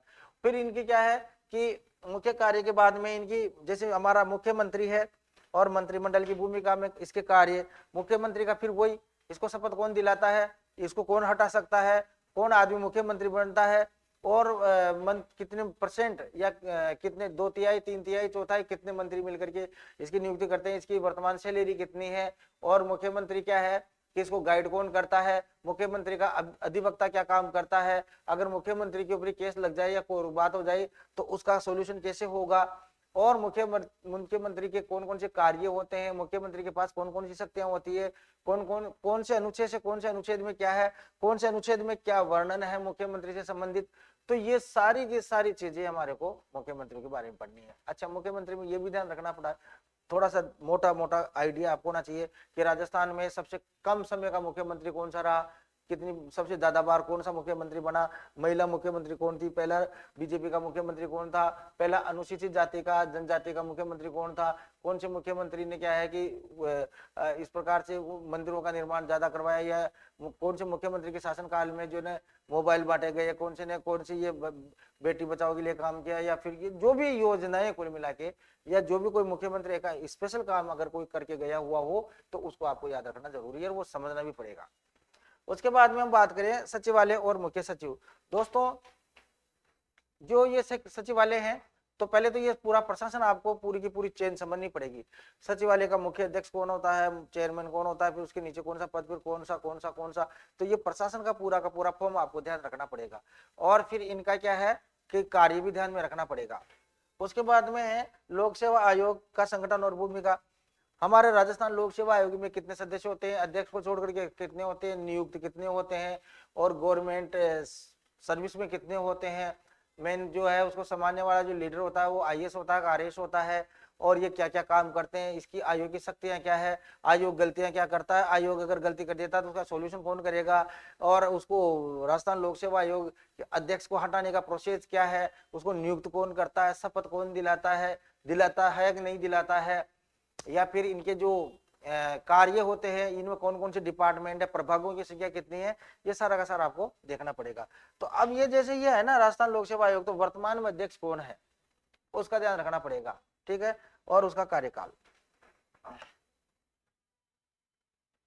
इसके बाद में है हमारा ये राज्य मानवाधिकार आयोग का संगठन। तो ये मानवाधिकार आयोग जो है, जितने भी आयोग है उनके बारे में आपको ध्यान से पढ़ना पड़ेगा। राजस्थान में पंचायती राज, दोस्तों ये महत्वपूर्ण है,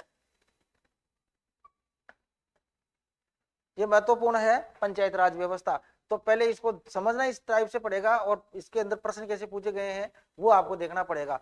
पंचायत राज जो है कब लागू हुआ, इसका उद्घाटन कहाँ हुआ, जवाहरलाल नेहरू ने बगदरी गांव में किया, कब किया, और इसके सजेशन करता कौन कौन थे, इसका ढांचा क्या है, कितने भागों में बटा हुआ है, तो फिर वो सारा, और पंचायत इनका संविधान में अनुच्छेदों के अंदर वर्णन कहाँ कहाँ हुआ है, और इनमें सीआर डीआर होते हैं तो उनके क्या नाम से विधानसभा का क्षेत्र कितना होता है, या सीआर का क्षेत्र कितना होता है, या कोई भी निर्वाचित जो सीट बनती है वो कैसे बनती है, ये सारी चीजें आपको इसमें देखनी पड़ेगी।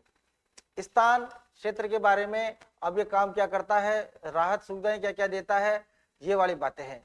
अब जैसे दोस्तों ये जलवायु के बारे में है, तो मैं आपको बता दूं कि जैसे ज्योग्राफी में अगर अपन बात करें तो राजस्थान का जो जलवायु है उसका बहुत ज्यादा महत्वपूर्ण टॉपिक है ये। तो मैं बता दूं आपको कि जैसे ये है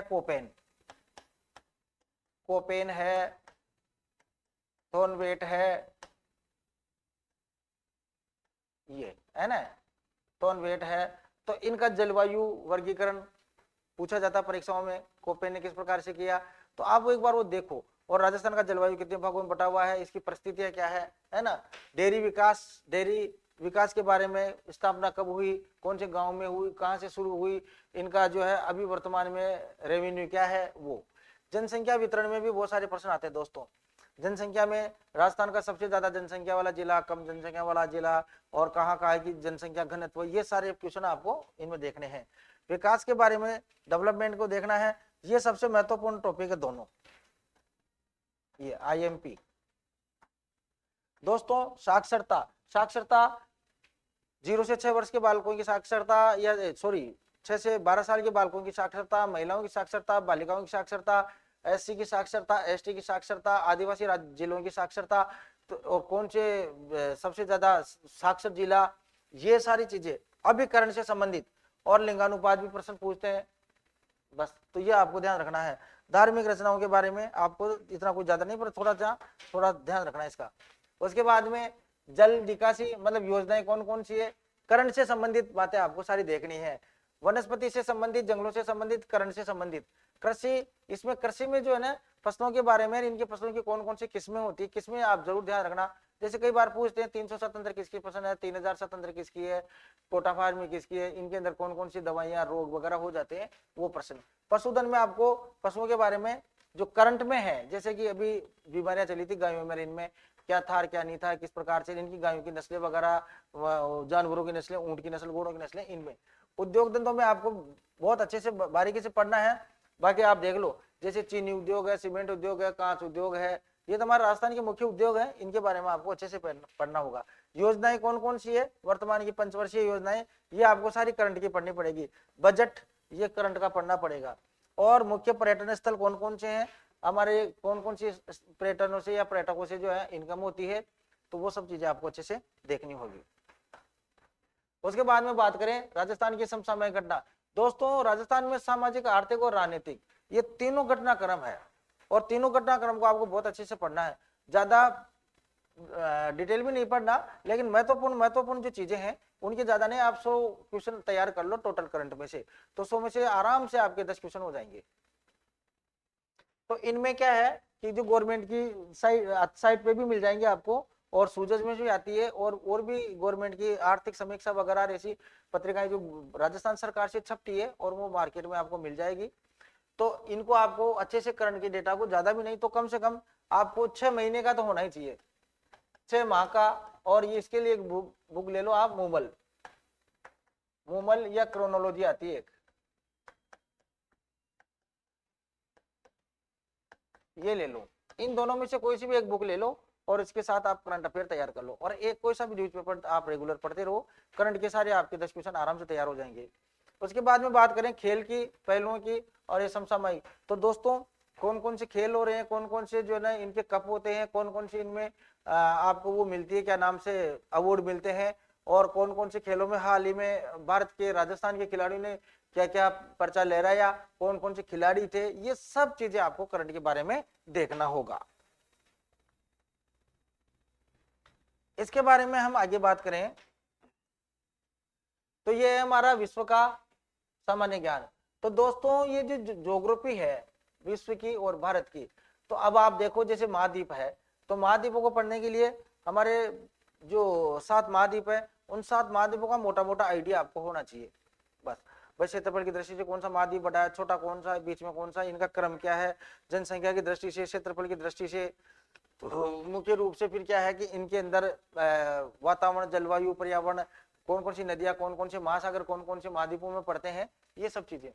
महासागर और उनकी विशेषताएं, महासागरों में क्या है कि इनमें बहुत सारे प्रश्न आए हैं, कई बार परीक्षाओं में आते रहते हैं। धाराएं, महासागरीय धाराएं होती है, ठंडी धारा कौन सी है, गर्म धारा, जलधारा कौन सी है, इनकी विशेषता क्या है, ठीक है ना।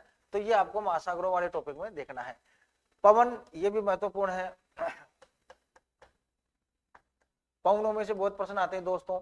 आप देखना अच्छे से 8+ समझ लोगे ना, तो 8+ समझते आपको सारी चीज समझ में आ जाएगी कि ये भूमध्य रेखा है, ये हमारी मकर रेखा है, ये कर्क रेखा है। अब ये हवाएं किधर से किधर चलती है, भूमध्य रेखा के ऊपर नीचे कौन सी हवाएं चलती है, पछवा पवनें कहाँ चलती है, ध्रुवीय पवनें कहाँ चलती है, इनकी चलने की दिशा कौन सी होती है, ये इनके चलने से कौन कौन सा क्या क्या परिवर्तन हो जाता है, ये सारे क्वेश्चन आपको इसमें मिल जाएंगे। पर्यावरण के बारे में जो भी वर्तमान में समस्याएं हैं ग्लोबलाइजेशन के, वो आपको थोड़ा सा देखना पड़ेगा। वैश्विक रणनीतियां कौन कौन सी काम कर रही है, वैश्वीकरण और उनके प्रभाव, वर्तमान में जो ग्लोबलाइजेशन हो रहा है उसके कौन कौन से प्रभाव हैं, क्यों वो हमें प्रभावित कर रहा है, और आगे जाके उसके रिजल्ट क्या होंगे, ये सब चीजें आपको गहराई से करंट के डेटाओं से तैयार करनी चाहिए। जनसंख्या के बारे में भारत और संयुक्त राष्ट्र संघ, अब संयुक्त राष्ट्र संघ में भारत को अभी हाल ही में जो है कौन सी परिषद में क्या स्थायी जो सदस्यता की बात चल रही थी, उसमें कौन कौन सपोर्ट कर रहे थे, कौन से देश नहीं कर रहे थे, तो इनका क्या है, ये सारा का सारा आपको नॉलेज अच्छा होना चाहिए। और संयुक्त राष्ट्र संघ है दोस्तों, उसके अंदर कितने प्रकार के डिपार्टमेंट होते हैं, वर्तमान में उसका अध्यक्ष कौन है, और क्या नाम से ये काम क्या करते हैं। अभी जैसे कि आपके इजराइल के और इनके बीच में युद्ध चल रहा था, संयुक्त राष्ट्र संघ में क्या बातें चली, ये सब करंट से रिलेटेड बातें आपको ध्यान रखना जरूरी है। उसके बाद में ये परमाणु प्रसार, CTBT के बारे में, इनके बारे में कि भाई ये जो न्यूक्लियर हथियार वगैरह है, इनके ऊपर आप क्या क्या बातें हैं, क्या क्या शर्तें हैं, कौन नहीं बनाना चाहिए, प्रतिबंध लगाया गया, ये सब चीजें आपको इसमें थोड़ी सी आइडिया में लेनी चाहिए। स्थान और उनके फायदे, मानसून की प्रणाली, मानसून को आपको अच्छे से पढ़ना दोस्तों, ठीक है ना। हमारे बार राजस्थान भी मानसून से बहुत ज्यादा इफेक्ट होता है। तो ये जल निकासी की विशेषताएं, कृषि में भी आपको कृषि के अंदर फसलों की वो क्या नाम से नस्लें वगैरह याद रखने जरूरी है। और ये जो आपकी है राष्ट्रीय आय, इसके ऊपर आपको करंट के डेटा पढ़ना चाहिए। इसके बाद में आगे बात करें अपन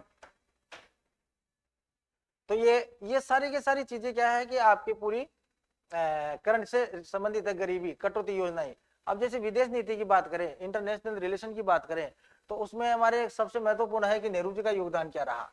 तो नेहरू के साथ में फिर आप यहाँ पे मोदी भी जोड़ दो, मोदी। तो नरेंद्र मोदी और जवाहरलाल नेहरू, इनका क्या है कि इंटरनेशनल रिलेशन में किस प्रकार की नेशनल पॉलिसियां इनके शासनकाल में है और किस प्रकार से काम कर रहे हैं, ये सब चीजें आपको देखनी होगी। 1919 से 1935 का देखो, यहां से लेकर के यहां तक का ये वेरी इंपॉर्टेंट टॉपिक है दोस्तों। ये 35 से लेकर के 19 से लेकर 35 तक हमारे संविधान का जो निर्माण हुआ है वो किस किस प्रकार का है, उसके संदर्भ में आपको सारे जितने भी इनके अधिनियम है और जितने भी परिवर्तन हुए हैं और जितनी भी प्रकार की बातें रही है वो सब आपको पढ़नी पड़ेगी। राष्ट्रीय आंदोलन गांधी जी, ये भी महत्वपूर्ण है। महात्मा गांधी का दोस्तों 1915 के बाद से लेकर के और 1947 तक की जितनी भी घटनाएं हुई है वो तो सारी आपको पढ़नी है, लेकिन इनका जो नेशनल ये आपके इसके जो राष्ट्रीय आंदोलन है, नेशनल मूवमेंट है, ये तो बहुत गहराई से करना जरूरी है। तो इनमें से प्रश्न जरूर आते हैं और एक दूसरे से जोड़ करके पढ़ना है। इसके बाद में अंबेडकर का जो रहा संविधान निर्माण का कार्य, कौन कौन सी समितियां बनाई गई, कौन कौन सी समिति में कौन कौन अध्यक्ष थे, कौन कौन सी समिति के कौन कौन से कार्य थे, आता है जैसे झंडा समिति का काम क्या था, ये सारी बातें। उसके बाद में इनकी विशेषताएं क्या है, तो संविधान की मुख्य विशेषताओं का भी ध्यान रखना पड़ेगा आपको। और इनमें ज्यादा महत्वपूर्ण वो चीजें हैं जो उस समय की लिखी गई थी अम्बेडकर साहब के हाथ से।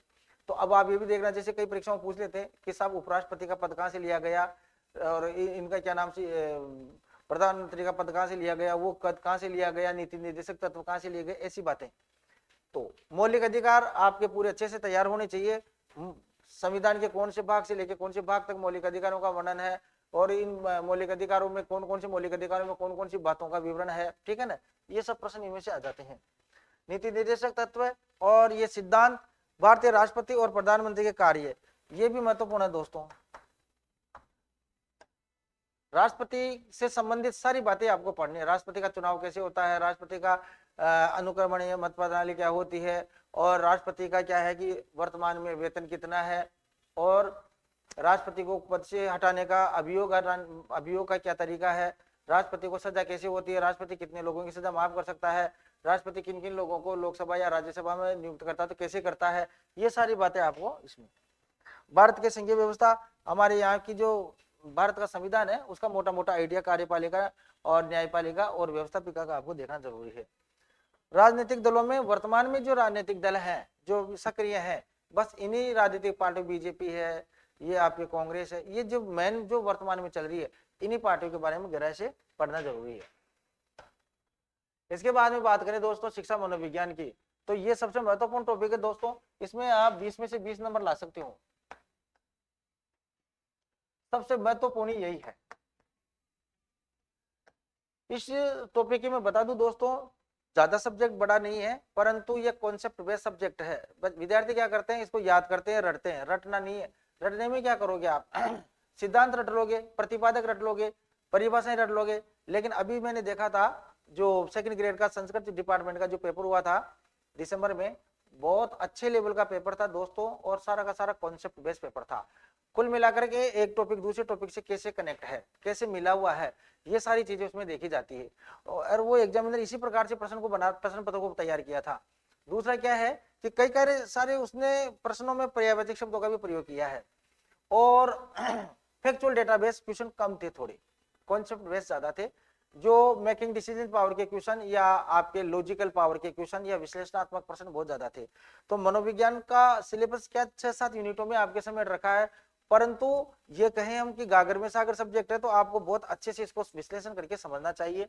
तो देखो मनोविज्ञान में भी ये है शिक्षा मनोविज्ञान, आपकी एजुकेशन साइकोलॉजी, कक्षा की स्थितियां, कक्षा में बच्चे क्या करते हैं, कैसे पढ़ते हैं, कैसे सीखते हैं, सीटिंग पावर कैसे होती है, कक्षा का एटमॉस्फेयर क्या है, वातावरण क्या है, शिक्षक के लिए शिक्षक क्या काम करे क्या नहीं करे, कक्षा का वातावरण कैसे बनाए और उसका अर्थ क्या है, दायरा क्या है, मनोविज्ञान और शिक्षा का संबंध। दोस्तों हर कोई शिक्षार्थी और हर कोई शिक्षक एक दूसरे से जुड़ नहीं सकते हैं, अंतःक्रिया नहीं हो पाती है। बच्चे को क्या है कि कक्षा के अंदर पढ़ाता तो वही टीचर है, लेकिन उसी टीचर का एक विद्यार्थी 100 में से 100 नंबर लाता है, 100 में से 50 ही नंबर लाता, तो अंतर किसका है? वो विद्यार्थी का भी हो सकता है। हो सकता है कि उसकी टीचिंग मेथड अच्छी नहीं हो सकता है कि उसका इफेक्ट या प्रभाव अच्छा नहीं हो सकता है कि बालक एवरेज बुद्धि का हो और कोई बालक प्रतिभाशाली हो। तो कक्षा के अंदर तो प्रतिभाशाली बालक, मंद बुद्धि बालक है, पिछड़ी बुद्धि बालक है, सृजनात्मक बालक है, सभी प्रकार के मंगोलिज्म बालक है, सारे बालक बैठते हैं। तो कुल मिला के अध्यापक किन किन चीजों का ध्यान रखे? तो शिक्षा मनोविज्ञान में या शिक्षा देने में मनोविज्ञान का प्रयोग करते हुए, मनोविज्ञान की कार्यप्रणाली का प्रयोग करते हुए और फिर बच्चों को सिखाना चाहिए, पढ़ाना चाहिए। उसके बाद में अधिगम के बारे में बात करें अपन, लर्निंग के बारे में, ये सबसे महत्वपूर्ण है। लर्निंग दोस्तों, लर्निंग में सीखना, इसका अर्थ होता है व्यवहार में स्थायी अपेक्षाकृत परिवर्तन। इसका मतलब होता है कितने प्रकार के होते हैं वो आपको देखना पड़ेगा कि भावात्मक, ज्ञानात्मक, क्रियात्मक, और रॉबर्ट गेने ने इसके 8 प्रकार बताए हैं, सरल से जटिल की ओर। समस्या समाधान सबसे हाई लेवल का है, संकेत अधिगम सबसे प्रथम श्रेणी का है। फिर इनके कौन कौन से अधिगम के सिद्धांत है, अब ये सारे सिद्धांत आपको पढ़ करके वर्तमान जो बच्चे कक्षा में पढ़ते हैं ना, उनके ऊपर अप्लाई करना है। जैसे उद्दीपन अनुक्रिया है, पावलोव का है, शास्त्रीय अनुबंधन सिद्धांत, अंतर्दृष्टि का सिद्धांत है, टोलमैन का है, गुथरी का है, बहुत सारी चीजें इसमें दे रखी है। तो वो सारे के सारे क्या है आपको इसमें अधिगम में देखना है। फिर ये है इसके निहितार्थ क्या है, मतलब शैक्षणिक शिक्षा में उपयोगिता क्या है इनकी। जैसे ये भय का निवारण करता है, आदत निर्माण में उपयोगी है, ये बालकों की एकाग्रता बढ़ाता है, ये सारी चीजें। और इनके स्थानांतरण, ट्रांसफर ऑफ लर्निंग, दोस्तों इनके स्थानांतरण कैसे होते हैं? सकारात्मक, नकारात्मक, है ना, उन्नतोदर, नतोदर, ये। और ये क्या नाम से आपके इनके अंतरण होते हैं, पार्श्व, लंबवत, ये सब चीजें आपको इसमें पढ़नी है। सीखने को प्रभावित करने वाले कारक, अब ये भी महत्वपूर्ण बात है। वर्तमान में देखो आपको खान पान है, घर का वातावरण है, विद्यालय का वातावरण है, आर्थिक वातावरण है, मोबाइल और ये प्रिंट मीडिया, ये सब चीजें क्या है इसको प्रभावित करती है। बच्चों के अंदर हार्मोन्स अनबैलेंस हो जाते हैं, वो भी इनको प्रभावित करते हैं। और नींद भी प्रभावित करती है, रुचि, अभिवृत्ति, अभिरुचि, अभिक्षमता, बहुत सारी चीजें इसमें है, वो बहुत अच्छे से। और इनके रचनावादी जो सीखने के अधिगम सिद्धांत है, कंस्ट्रक्टिव, वो भी आपको अच्छे से समझने चाहिए। और इनके आए हुए प्रश्नों का अध्ययन करके और अब नए तरीके से कैसे प्रश्न आएंगे उसके ऊपर आपको अच्छे से नॉलेज करना चाहिए। बालकों के विकास में अगर अपन बाल मनोविज्ञान की बात करें दोस्तों, इसको बाल विकास भी बोलते हैं, बाल विकास। तो बाल विकास में ये विकास जरूरी है, फिजिकल डेवलपमेंट, इमोशनल, सोशल और व्यक्ति के रूप में बच्चे का विकास अवधारणा।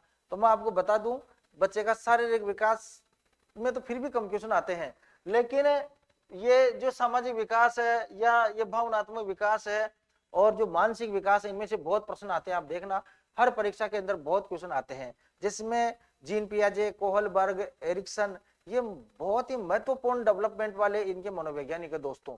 तो जीन पियाजे में तो 100% क्वेश्चन आता है, हर परीक्षा में आता, अभी भी आया था सेकंड ग्रेड में जीन पियाजे का क्वेश्चन। तो इनको आपको बहुत अच्छे से समझना है और लॉजिकल प्रैक्टिकल देकर के समझना है। उसके बाद में पर्सनालिटी, अब इसका पर्सनालिटी में क्या है कि इसके सिद्धांत कौन कौन से हैं, तो मैं आपको बता दूं कि व्यक्तित्व में अभी क्वेश्चन आया सेकंड ग्रेड में, सेल्डन का व्यक्तित्व है, उसमें देखना आप एटोमॉर्फिक, जियोमॉर्फिक, मोनोमॉर्फिक, सारे क्वेश्चन दे रखे हैं। तो ये क्या है कि बहुत, जैसे व्यक्तित्व कितने प्रकार का होता है, हिप्पोक्रेटस के अनुसार कितने प्रकार का व्यक्तित्व है, सेल्डन के अनुसार कितने प्रकार का व्यक्तित्व है, और क्या नाम से अपने वर्तमान अभी आधुनिक में यूंग के अनुसार कितना प्रकार का व्यक्तित्व है, ठीक है ना, यूंग के अनुसार कितने प्रकार का व्यक्तित्व है। और हमारे भारतीय दर्शन शास्त्र के हिसाब से जैसे आता है ना, रजोगुणी, सतोगुणी, तमोगुणी, कितने प्रकार का व्यक्तित्व है। तो ये चीजें, इनके व्यक्तित्व की पहचान क्या है, इनके गुण कौन से, इनकी विशेषता कौन सी है, इनको अच्छे से ध्यान में रख करके और इनको प्रैक्टिकल रूप में आपको तैयार करना है इन प्रश्नों को। समायोजन के अंदर से भी प्रश्न आया, ये अभी भी आया, ये सेकंड ग्रेड दिसंबर में ही संस्कृत विभाग में। तो एडजस्टमेंट में जो अप्रत्यक्ष जो युक्तियां होती है, अभी उसी में आया था, औदित्य स्थापना, और ये क्या नाम से आपके प्रश्न आते हैं इनमें, तादात्म्यकरण, ये। तो इनमें समायोजन में जो कौन कौन से रोग होते हैं, जैसे बगनासा है, तनाव है, द्वंद्व है ना, तो इनके अंदर फिर इनको दूर करने की प्रत्यक्ष प्रणालियां कौन सी है, प्रत्यक्ष कौन सी है, उनके ऊपर प्रश्न आते हैं। और वो प्रश्न भी एग्जाम्पल फॉर्म में आते हैं। इसकी क्रियाविधि कैसी है, कुसमायोजन बालक कौन कौन से होते हैं, कुसमायोजन का कारण क्या है, और कुसमायोजन जो बालक होते हैं वो अपने काम को किस तरीके से करते हैं, ये सारी बातें। बुद्धि के अंदर बुद्धि के सिद्धांत कौन कौन से, दोस्तों अभी भी आया स्पीयरमैन का और उसका क्या नाम से गार्डनर का क्वेश्चन आया था। और तो आप देखो कि बुद्धि के सिद्धांत हम प्रश्न पूछ सकते हैं, कौन से सिद्धांत दिए। अभी थ्रस्टर का आया था, इसमें जो बुद्धि के 7 प्रकार की योग्यताएं उसने बताई थी थ्रस्टर महोदय ने सेकंड ग्रेड में। तो ये क्वेश्चन क्या है कि बुद्धि के सिद्धांत पूछ सकता है, बुद्धि की विशेषताएं पूछ सकता है, बुद्धि परीक्षण पूछ सकता है, बुद्धि के जो परीक्षण हुए हैं टेस्ट उनमें पूछ सकता है, कितने साल से कितने साल के बालक, और उसके अंदर प्रश्नों की संख्या पूछ सकता है। बुद्धि के बारे में रिसर्च करने वाले मनोवैज्ञानिकों के पुस्तकों के नाम पूछ सकता है। तो आपको उसी प्रकार से इसकी तैयारी करनी चाहिए। उसके बाद में है ये नेक्स्ट वाला कि अभिप्रेरणा मोटिवेशन, ये भी महत्वपूर्ण टॉपिक है दोस्तों।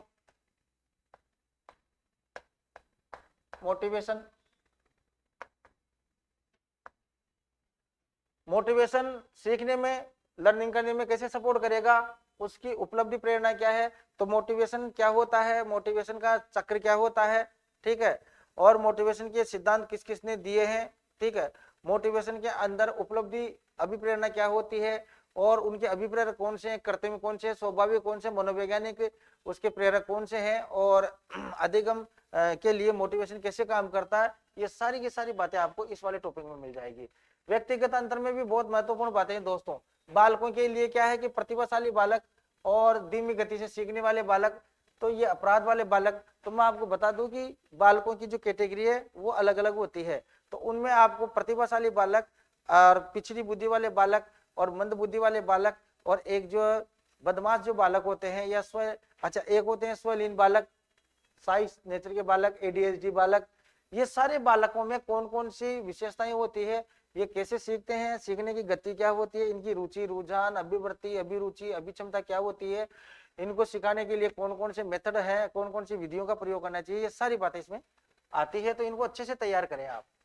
और फिर शिक्षा में, विकास में ये आपका धारणाएं जैसे एसिमुलेशन, और इसको बोल सकते हैं अपन कि बालक अपने बारे में क्या समझता। आप बच्चे को बचपन से बोल देते हो तू मूर्ख है, तू तेरी जिंदगी में कुछ नहीं कर सकता, ऐसे लगातार आप बोले, घर वाले बोले, रिश्तेदार बोले, स्कूल वाले बोले, तो बच्चा क्या धारण कर लेता है इस बात को, वो अपने बारे में आइडेंटिफिकेशन बना लेता है, आइडेंटिटी बना लेता है कि मैं तो मूर्ख हूं, मैं कुछ नहीं कर सकता। आगे जाकर के वो बालक डिमोलाइज हो जाता है, कुछ करता नहीं है।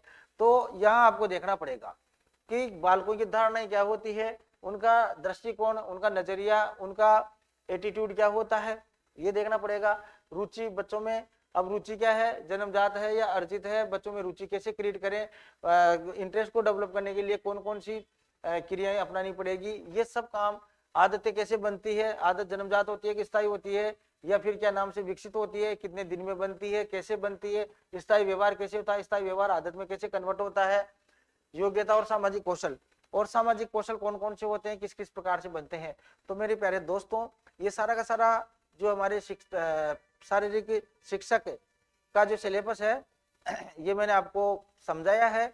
और आप जो है टेक्निकल तरीके से, एग्जाम ओरिएंटेड तरीके से जो परीक्षा में प्रश्न पूछता है उसी लैंग्वेज में नोट्स बनाएं। परीक्षा में जैसे प्रश्न आते हैं उसकी भाषा एग्जामिनर की जैसी होती है, उसी भाषा में उस बुक को पढ़ें या उस मैटर को तैयार करें। ज्यादा मैटर को फैलाएं नहीं, ज्यादा किताबें नहीं खरीदें, ज्यादा नोट्स नहीं पढ़ें, और ज्यादा यूट्यूब पे चैनल भी चेक नहीं करें, क्योंकि सबका पढ़ाने का समझाने का अलग अलग तरीका होता है। और मैं आपको फिर बता दूं कि यूट्यूब में जो पढ़ाने वाले जो टीचर हैं उनमें कई सारे ऐसे नए विद्यार्थी भी हैं जो भी टीचर बने हैं, उनको फैक्चुअल डेटा का भी कई बार उनको नॉलेज नहीं होता है, तो कई बार उनकी दिक्कत भी आ जाती है समझाने में। तो आप क्या है कि जो अच्छा एक्सपीरियंस होल्डर अध्यापक है या कोई अच्छा संस्थान है, या फिर आपको जो लगे, मैं अपने हिसाब से नहीं बता रहा हूँ, आपको लग रहा है, और अगर आपको आपके नोट्स में कोई कहीं कमी लग रही है तो हो सकता है कि उसमें थोड़ा ज्यादा डिटेल मैटर बता रहा है या आपके पास वो नहीं है, तो आप उसमें नोट कर सकते हो, उससे पढ़ सकते हो, समझ सकते हो। लेकिन सबसे बेस्ट स्टडी है सेल्फ स्टडी। आप घर पे बैठ करके अच्छे से तैयारी करें दोस्तों। और मैं आपको लास्ट ये संदेश देता हूं कि टॉपिक को पढ़ने के बाद में जैसे 1 घंटा अगर आप पढ़ रहे हो तो 40 मिनट तो उसको अच्छे से पढ़ो। 10 मिनट उसको अच्छे से समझो टॉपिक को दोबारा से, और 10 मिनट के अंदर उसका रिकॉल करो, और कम से कम 5 क्वेश्चन जरूर बनाओ आप एक एग्जामिनर हो उस लेसन में से कैसे क्वेश्चन बनाएंगे। तो मैं कह रहा हूं आपको ऐसे करने से क्या है कि आपके अंदर कल्पना शक्ति का विकास होगा और एग्जामिनर के माइंड तक आप पहुंच जाओगे कि वो भाषा कैसे बनाएगा, 2025 में फिजिकल टीचर का पेपर कैसे आएगा। तो दोस्तों ऐसे कोशिश करोगे तो निश्चित रूप से आपका कॉन्फिडेंस बढ़ेगा और आप सफलता प्राप्त कर लेंगे। तो फिर से मैं स्मार्ट स्टडी क्लासेज में आपका एक बार हार्दिक स्वागत अभिनंदन करता हूं, और आगे की बातचीत होती रहेगी। मैं आपका सहयोगी मार्गदर्शक डॉक्टर धर्मराज भारती। धन्यवाद दोस्तों, नमस्कार दोस्तों।